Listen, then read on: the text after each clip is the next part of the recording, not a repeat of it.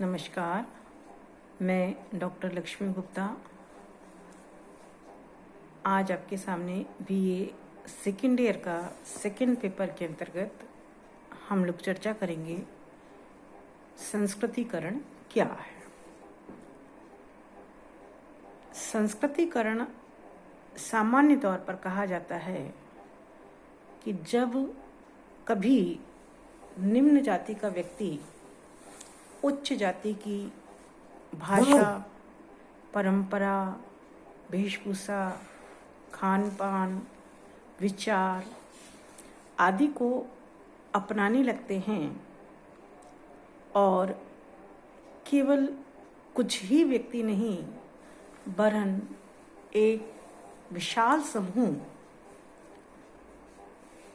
और ना ही कुछ समय के लिए वरन लंबे समय तक जब अपनाते हैं तो ऐसी अवधारणा को हम संस्कृतिकरण के नाम से संबोधित करेंगे।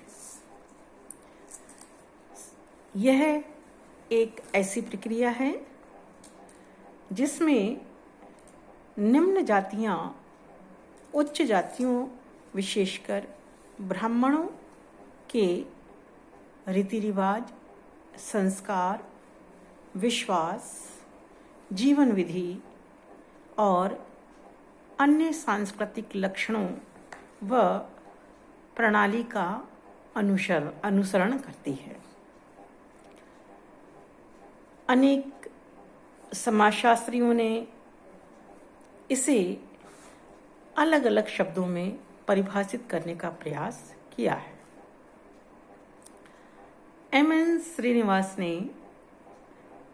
Cast and modern India and other essays जो 1962 में प्रकाशित हुई, जिसमें आपने बताया कि यह एक गतिशीलता की वह प्रक्रिया है जिसमें निम्न जातियां शाकाहारी एवं मद्यपान निषेधों को अपनाकर एक दो पीढ़ियों में जातीय संस्करण में ऊपर की ओर अग्रसर होती हैं। आपकी परिभाषा से यह स्पष्ट होता है कि निम्न जातियां ऐसा माना जाता है कि शाकाहारी होती हैं, निम्न जातियां जो माना जाता है कि ये मांसाहारी होती हैं, मद्यपान का सेवन करती हैं, निम्न जातियां इसको छोड़कर उच्च जातियों की चीज़ों को अपनाने लगती है। तो इस गतिशील प्रक्रिया को हम संस्कृतिकरण के नाम से संबोधित करेंगे। संस्कृतिकरण की विशेषताओं के तौर पर कहा जा सकता है कि यह एक सामाजिक सांस्कृतिक परिवर्तन की ओर इंगित करती है। इसमें किसी एक व्यक्ति के द्वारा परिवर्तन नहीं किया जाता वरन एक बहुत बड़ा समूह इस संस्कृतिकरण की प्रक्रिया को लंबे समय तक अपनाता है, तो ही हम उसे संस्कृतिकरण के नाम से संबोधित करेंगे। यह निम्न जातियों से संबंधित होता है, यानी निम्न जातियां उच्च जाति की परंपरा, भाषा, वेशभूषा को अपनाती हैं। इसका संबंध जनजातियों से भी है, यानी जनजातियां भी इस चीज को जब अपनाकर अपना विकास करती हैं या अपने आप को उच्च कहलाने का कार्य करती हैं, तो यह भी एक संस्कृतिकरण की प्रक्रिया के तौर पर जाना जाता है। पदमूलक परिवर्तन देखने को मिलता है, यानी संस्कृतिकरण की प्रक्रिया के द्वारा जाति अपने आसपास की जातियों से ऊपर उठ जाती हैं और दूसरी जातियां नीचे आ जाती हैं। श्रीवास ने लिखा कि पदमूलक परिवर्तन एक सोपान तक ही सीमित रहता है, इसमें संरचनात्मक परिवर्तन नहीं आता है। यह प्रक्रिया एक द्विमार्गी प्रक्रिया है।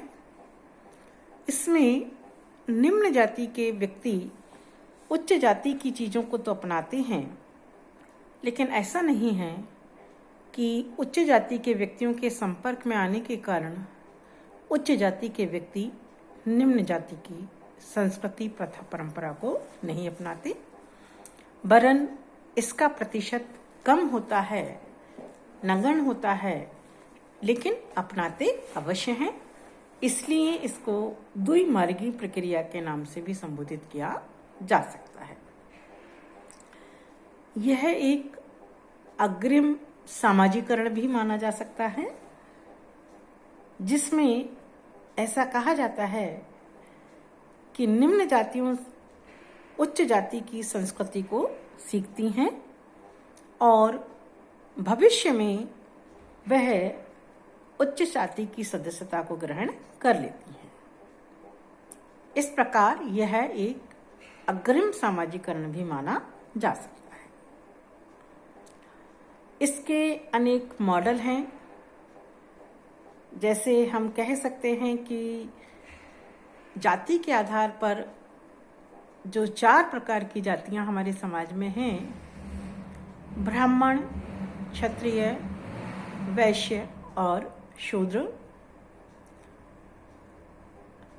शूद्र वैश्य को अपनाने का प्रयास करते हैं, वैश्य क्षत्रिय की प्रथा परंपराओं को अपनाने का प्रयास करते हैं, क्षत्रिय ब्राह्मणों की, और नीचे से अगर हम कहें शूद्र, वैश्य, ब्राह्मण, क्षत्रिय, इन सभी की चीज़ों को अपनाने का प्रयास करते हैं।